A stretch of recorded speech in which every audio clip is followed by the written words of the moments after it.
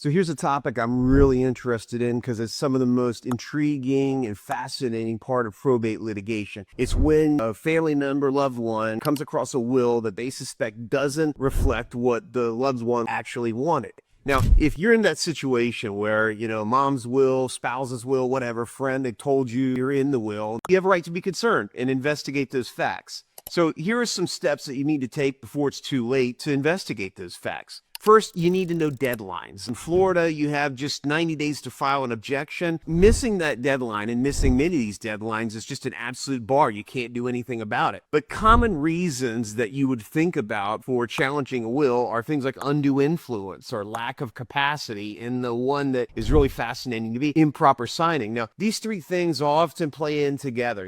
If someone's sick, they're a little bit fuzzy, they're kind of subjected to some outside pressures by maybe somebody that comes down from out of state and is convincing them to maybe change wills. And that kind of goes into lack of capacity. Lack of capacity doesn't mean that mom or dad are completely out of it, like dementia, Alzheimer's, something like that. We see a lot of lack of capacity issues that are kind of on a spectrum. And now one of my favorite ones right here, improper signing. There's thousands, hundreds of thousands, who knows, maybe millions of wills out there that are sitting in some lawyer's safe just waiting for that person to die. They did the will 20, 30, 40 years ago. And when they did those wills that long ago, there were some very problematic things that were occurring that were part of office practices and procedures that no way should be done right now. And bluntly, a lot of lawyers are still doing them wrong today. I'm talking about like not having witness signatures or notaries not actually notarize signatures. I'm talking about improper people being in the room. These are the technical things that we go through. Sometimes you can sort of spot or get a sense that something's wrong with that will right away. Other times it takes a lot of investigation and just sort of gut checking to figure this out. If a will is done by an attorney, it's got the fancy paper, it's got all the marks on it of what looks like a good will, chances are it's going to be hard to challenge. That's one of the baseline things that we look at. But when I see these wills pulled down off of form services offline, you can do them correctly when you just pull down a will, but getting those details correct is very difficult, and frankly that's why attorneys do wills.